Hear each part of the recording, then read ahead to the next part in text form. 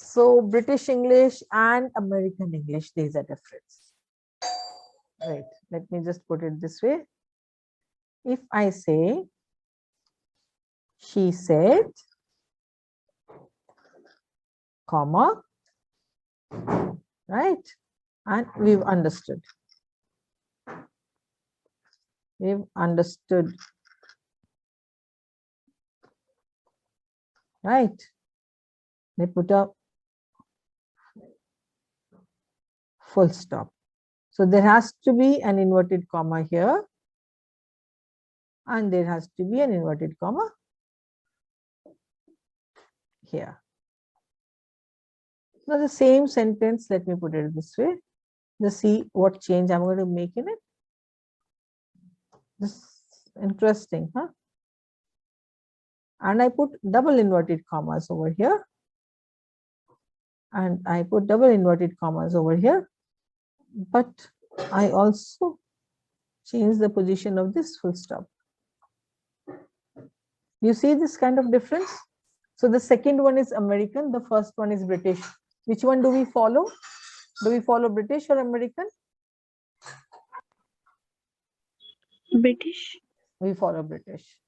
So that's why you will notice singular one. But when you start reading novels, start reading different things on the net, you read articles, because there's so much of mixing now. So you might be coming across with double inverted commas also, right? Now, if I say she said, maybe we've understood the concept about something, and when you have to include a word within the sentence, then you use a double inverted comma for that in British English. We've understood the concept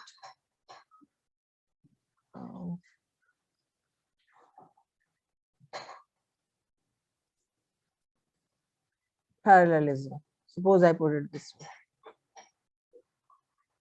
way. She said we've understood the concept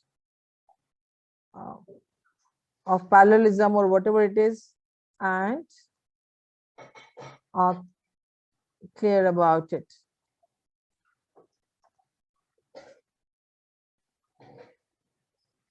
So within the sentence, right, I've quoted, it's not somebody's speech that I'm going another word is being quoted over here. So for that, double inverted comma has been used,